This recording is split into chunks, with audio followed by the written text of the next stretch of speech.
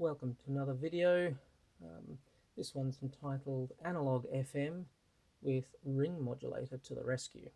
You'll find out what that means later on, but what I'm going to do unusually, it's actually got a lot of maths and technical stuff to it. Unfortunately, that's what happens with frequency modulation. So to apologize in advance, what I've done is I'll give you a sound or a sample of what frequency modulation sounds can be made on an analog synth. Now I'm gonna, just for fun, I'm gonna pump the reverb back up. Now this is a Blue Marvin, an ARP 2600 clone from Behringer or however you pronounce it. It's a great toy. If you can't make the sound on an ARP 2600, it can't be made, basically. It was originally designed as an educational tool, which is why all of the connections are all printed underneath. Everything has a slider to increase and decrease the amount of modulation you've got, and everything's well laid out. So this was designed in about 1971, so it's 50 plus years old. I mean, not this particular one, but the design of the original 2600. And as usual, this is a one-take video. You're hearing exactly what I hear, so I'm playing on a Korg concert piano. The MIDI's going into the top, and then the phone output's going to the speakers of the piano. Anyway, without further ado, this is what FM type sounds like, the 1980s sounds like on a Blue Marvin.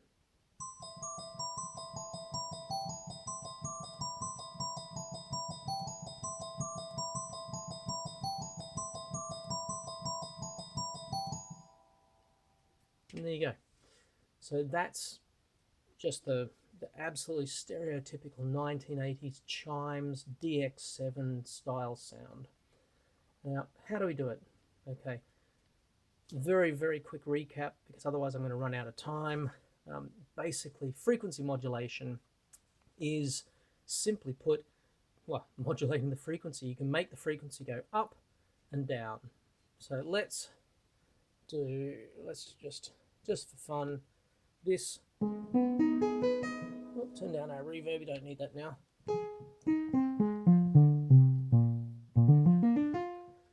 Okay, just as an explanation, Blue Marvin, 3 oscillators, filter with, well, it's a resonating filter, you've got a mixer controlling the cutoff frequency, you've got an ADSR, you've got an AR, you've got a VCA, you've got a true spring reverb, mixer, whole heap of cool stuff underneath, with ring mods really all we're going to be looking at. So it's a stock standard, what people call a subtractive synth. No different to pretty much all the other ones, other than in sheer quantity of configuration and sliders and things you got. I can't remember, are there 80 sliders? I don't know, you could count them. There's lots.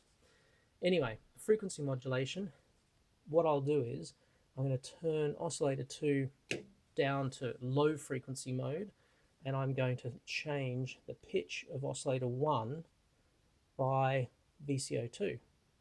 So if what we're going to also do is I'll turn up the sustain. But let's do what I'd call a typical envelope, not a, almost like a trumpet envelope. So if we listen, here's the note. As I change the frequency with the other oscillator,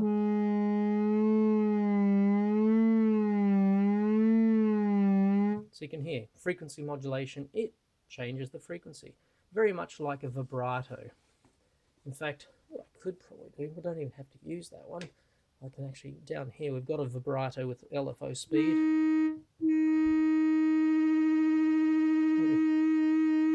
So pitch is going up and down. I can change the depth. It even says vibrato depth.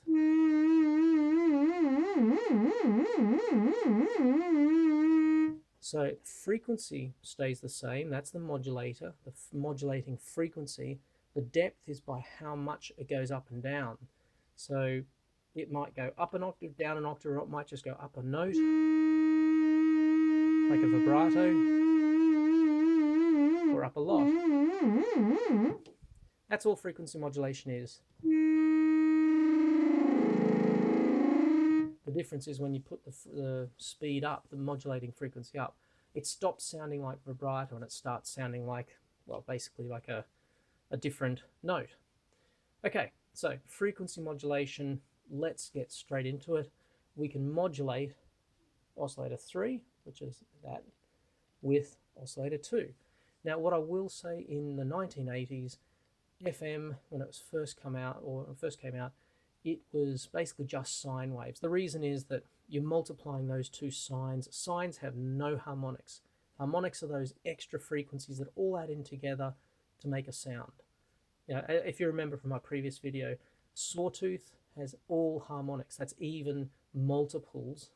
That's right, of all numerical multiples of the original. So if I'm listening to that frequency, so that's 100, I'll have a frequency which is 2 times 100, 3 times, 4 times. So you end up with 100, 200, 300, 400, 500, 600, 700, all mixed in together, and that sounds like a sawtooth. If you only choose the odd numbers, so 100, 300, 5, 7, 9, you end up with a square wave, okay? And in my previous video with the Volca modular, we actually showed how you could get square and sawtooth-like sounds using the frequency modulator. So I'm not going to go over that again. You can have a look at some, there are lots of videos on YouTube that'll show you how. So what we're going to do is just get into how to use it. So, okay, we are going to, first of all, listen to the sine wave, because remember, it's got to be 2 sine waves. So here's, that's oscillator 3 as a sine. Really quite boring sound. Okay, we'll open the filter all the way up, because a secret is the filter has no effect on a sine wave, other than once it gets below its frequency, it gets quieter. So listen. So all that happens is it gets louder and softer. It doesn't go from like a sweep of a sawtooth where it goes, you know, wah wah sort of sound. Anyway, sine, I can now modulate that frequency. So let's go, start from below. As I bring up the frequency, now it's hard to hear those high frequencies. The reason being that FM synths, well, at least the original ones, never had a filter. Like our subtractive synth, half of them, in fact more than half, most of the sound is thanks to the filter and how we cut back frequencies. FM synths didn't have it. The reason being that the amount that you modulate, if you think no modulation, sine wave, in other words, it's like the filter's cut all the way back. Lots of modulation, you're getting all these extra frequencies. So as you dial up the depth of modulation, you're actually changing the number of harmonics, which is basically like a filter sweep. So we just put it up a little bit. If I change the frequency, so that's called our carrier. The carrier is the note you're listening to. That's your modulator. That's the one that's actually doing the up and down frequency. And see, you can't really hear, once it gets up high, you can't hear much. If I bump up the modulation depth, there you go. There's our science fiction-y weird sound that everyone associates with ring mods and frequency mods. Great, but possibly not the most musical. So how can we turn it into musical? Well, we choose a specific ratio. So we already know 1 to 1 gives us sawtooth, 2 to 1 gives us square. The most interesting waves are actually, I think, fifths. So if, let's put them down. So if we go, that sort of, I mean, they talk about ratios. So a fifth is 1.5 times the frequency. An octave is 2 times, a fifth is 1.5. So if I go up a fifth, that's 1 to 1.5. But let's start, we've already got, so 1 and 1 is square, 1 and 2 is, sawtooth, 1 and 2 is square. Let's go the fifth above that. So that's whatever frequency, up an octave is doubled, up a fifth is times 1.5. So it's 1.5 times 2, it's 3. So we've got a ratio of 3 to 1. So what do? That's our original note. We want our modulator to be at that frequency. So let's have a look. Let's turn it up. He's way too. That's an octave too low. So it's about that sound we've got now. We go up an octave. Now you actually don't have to be too accurate when you're doing all this ratio, because what you'll do is we'll tune it. So we've now got our sine. We're going to bring in the depth of modulation.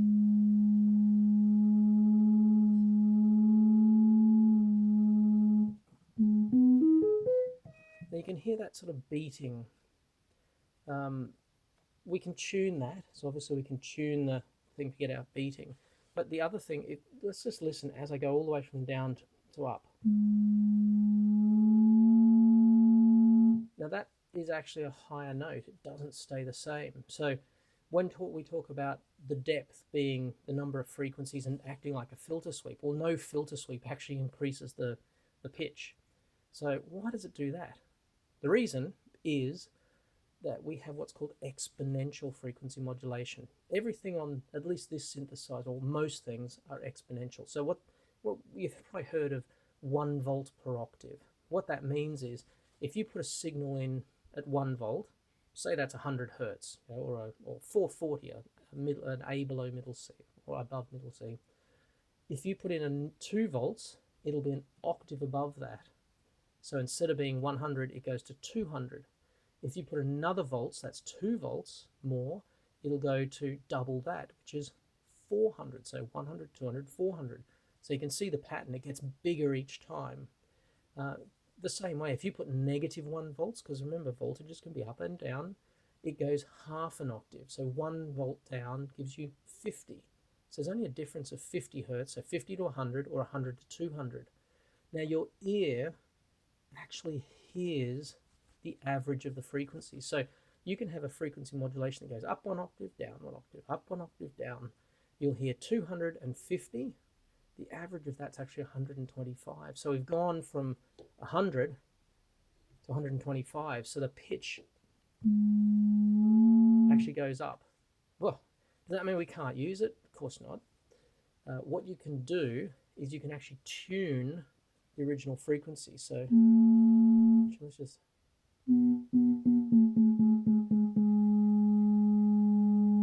There we are. Now, again, I'm not going to make it incredibly accurate. And one thing that people say, you can't use frequency modulation on analog synths because the oscillators aren't accurate enough, because you'll hear beating, which is true in a way. At least it is with exponential. But we can use this to get interesting timbres, interesting sounds. We can't change the depth to get a filter sweep, but guess what? We've actually got a real filter. So you can do things like, and do the standard things you would with a normal filter sweep. So you don't need to change the depth, you just have to tune it all up. It's still a bit of a pain, and the other thing is because it's exponential, if you have a listen, that's roughly in tune. If I go octave down, ooh, way out of tune. So basically the exponential, the further up you go, the more out of tune it gets. So it really, to be honest, it's not overly useful. Yes, you can make some wonderful science fiction sounds, but if you want to make classic chime, very clean sounds, exponential FM isn't really that good. You can use sync and other tricks, but it just doesn't sound right. So here's a very, very quick bit of maths. What does frequency modulation do? Well, if we have the carrier being the note you hear, like that, and a modulator, that's the one that's making the carrier go up and down, like the vibrato. What happens is when you put those two in, frequency modulation, you end up with 100, that's our carrier frequency, and then you end up with a frequency 400, which is 300 plus 100, and then 700, which is 2 lots of 300 plus 100, and what's the next one after that? It's going to be 1000, which is 3 lots of 300 plus 100. Yeah, so 100, 400, 700, 1000, 1300, 1600, etc. Those are all the frequencies you get when you modulate, and that's why you hear that fairly rich sounding note because you've got all these frequencies depending on your depth. Like as you increase the depth, if you imagine 0 depth, you'll just hear the original note.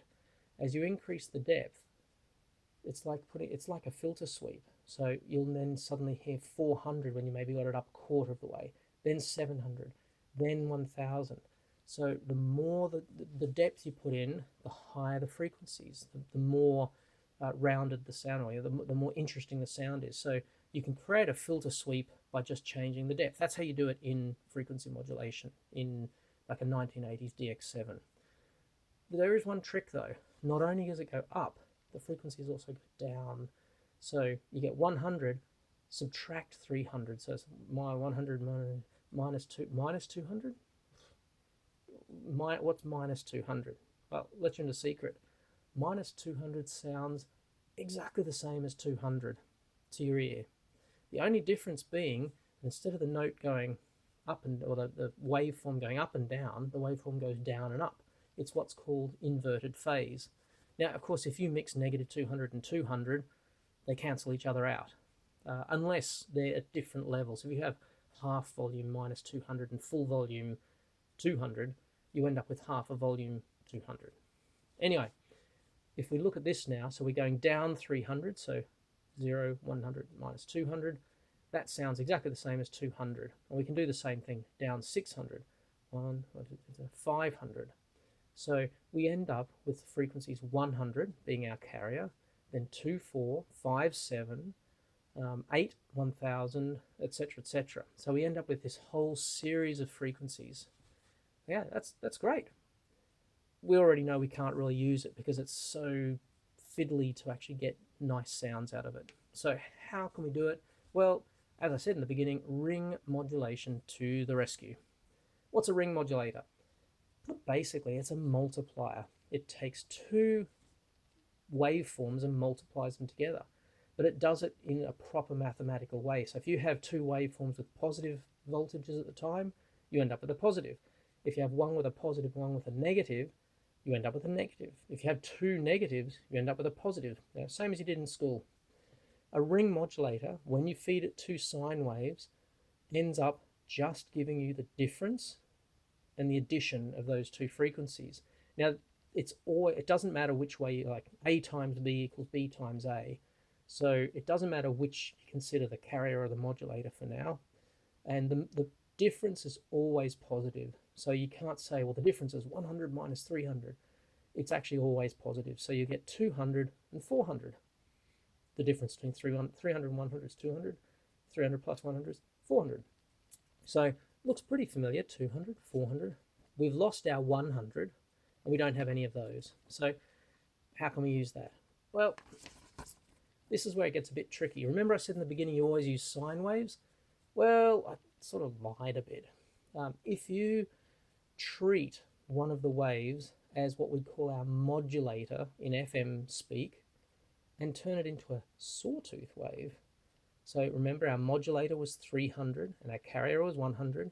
A sawtooth has every harmonic, and the harmonics are just a number of multiples. So if you've got a 300 hertz, you'll have a harmonic at 2 times that, which is 600, 3 times, 900, 1200, 1500, etc. That's your sawtooth. When you do ring modulation, it multiplies all of the components. So you've got 100 ring modulator with 300 plus 100 ring modulator with 600. So as we know, 100 and 300 gives you 2 and 4. But when you take the difference between 100 and 600, you get 500. Add them together, 700. 2, 4, 5, 7. 2, 4, 5, 7. We're missing 100 though. Good thing is we've got a big mixer. We can actually mix back in the original carrier frequency. So even though the ring modulator stripped it out, we add the frequency back in with our mixer. And lo and behold, our ring modulator is now giving us the same frequencies as a linear FM. Cool. Let's have a listen. So what I'll do is, luckily our ring modulator down here, I mean those up guys, yeah, they're a bit clever. The default connections for a ring modulator are a sawtooth VCO1 and a sine wave VCO2. Exactly what we want. So that is what we call our carrier in FM modulation speak, and that's our modulator. Now, ring modulators don't give us a filter sweep. It gives you all or nothing. Basically, you'll get all frequencies. That's where our filter comes in. So we can actually emulate the frequency sweep of FM by a real filter sweep. So now let's go for it. So we've got VCO2. Now I'm just going to tune this. Again, I can cheat. I'm an electric piano. I can turn the volume up at the piano. You can actually hear the piano part. So I'll put 2.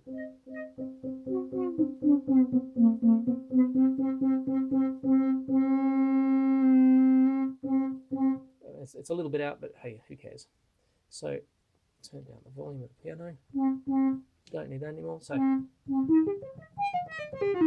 that's actually a square wave. Now we remember we want to put back in the sine. So I'm going to pre-do this. So our mixer is going to add a sine of oscillator 2. So we've got already our first part. Now our ring modulator takes the sine from our carrier and a sawtooth from our modulator, and then ring modulates it, in other words multiplies it together, and it comes up into this slider. So I can slide that slider up and get weird and wonderful sounds. Now we'll tune it. I personally like the original frequency to only be about 3/4. That's my personal preference. So let's make some interesting frequencies. So we did 5 to 1. Let's do like an octave and a fifth. Let's do an octave and a sixth. So here's our oscillator 2. I want oscillator 1 to sound that note. So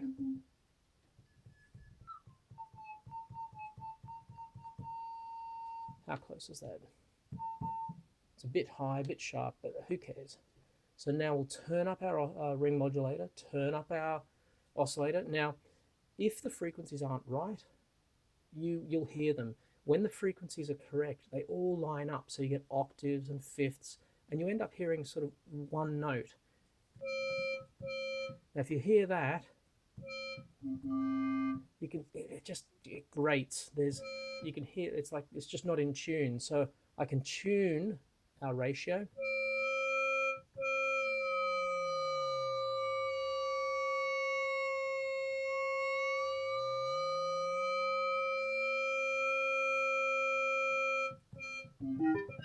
You may be able to hear some of those frequencies, but you'll hear the low note, and the low note comes up to be an octave out and all that sort of stuff. Yeah, that's a sixth note up. Now, a lot of the 1980s FM sounds were very percussive, so let's dial in our percussive envelope again. So very short attack, quick decay down to a low sustain level, and then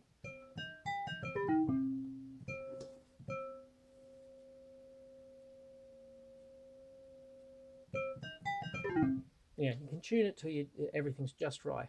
Now I've got the ADSR only opening the filter up 3/4. That's determining how much our top level of harmonics are. I can easily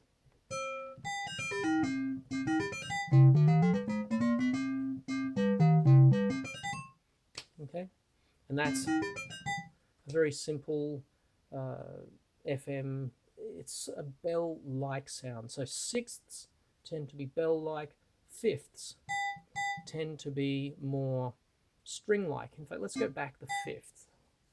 So we actually want that note. It's about there. So now, again, don't have to be too accurate, because when you put the ring modulator and the carrier back in, so you can hear how it's beating, and it's not right.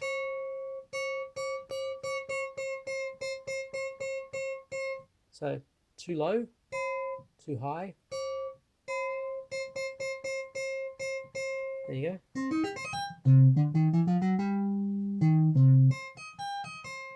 And you can change the filter. Maybe let's go down.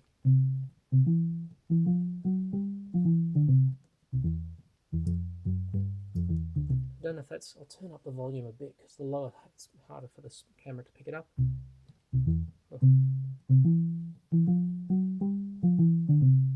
there's sort of like the stereotypical string FM sound. So that's 1 octave plus a fifth. We already did the sixth. Let's now go up 2 octaves and a fifth, because those are my favorite, fifths and sixths. So we want that note on the piano to sound like that note in the second oscillator. So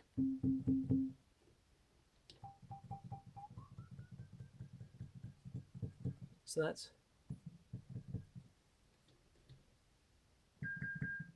again, it's a little bit sharp, but we can tune it. So let's actually just increase the sustain so we can hold the note. So let's now tune. Now you can hear, again, it's grating. It's got that, turn it up a bit so you can hear that high note. It's just not right.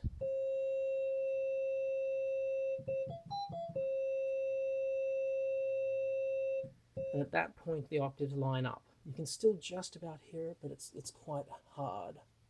So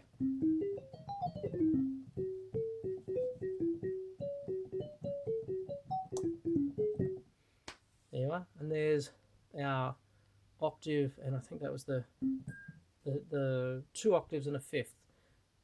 Most interesting one I find though is the next one. That's a sixth. So that note there, I want to play. So my second oscillator has to play up that high. It's really only just one whole note above, so around there somewhere. So again, get our oscillator in. We'll put the sustain back up so we can hold the note. Again, you can just hear that jarring high frequency, so we just tune it till it basically sounds like one note. There you go, can you hear? It's like octaves. So I can make it a lot brighter. That's starting to sound pretty good. But what we're going to do now is I want a really sharp chime. So instead of being a linear VCA, I'm going to go to a proper exponential.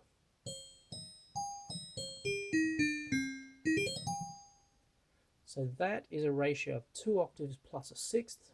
Let's crank up our spring reverb.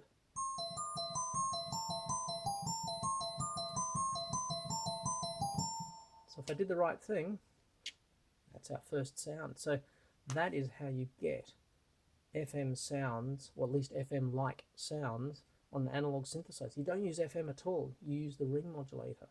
Now just one last one we'll do before we go. Another very famous ratio is 12:1. That's the electric piano sound on a DX7. So let's do that. So we'll just turn that down so we can hear. So 12:1, what's that? It's actually 8 times 1.5. So we already know it's a fifth above 3 octaves. So when I play that note, I need my second oscillator to be all the way up there. So it's 1 octave, 2 octaves, 3 octaves, and a fifth. So let's have a listen. About there. And again, remember, you don't have to be exact because it's easier to tune it with this because you can hear the notes. In fact, see, too high, too low. And that's where everything marries up. So we can have we'll turn down the filter a bit.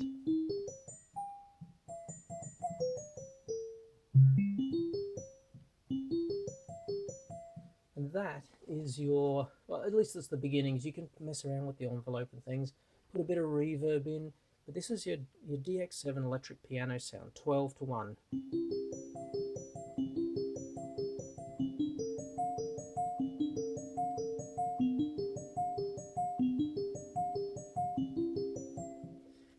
The reason that it sounds like that is basically the high frequencies, like our ring modulator is just contributing this.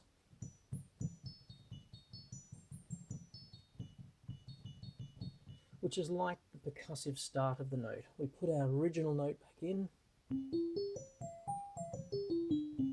and that initial stab of the note, the percussive start, is what gives it the piano sound. So again, we'll just one.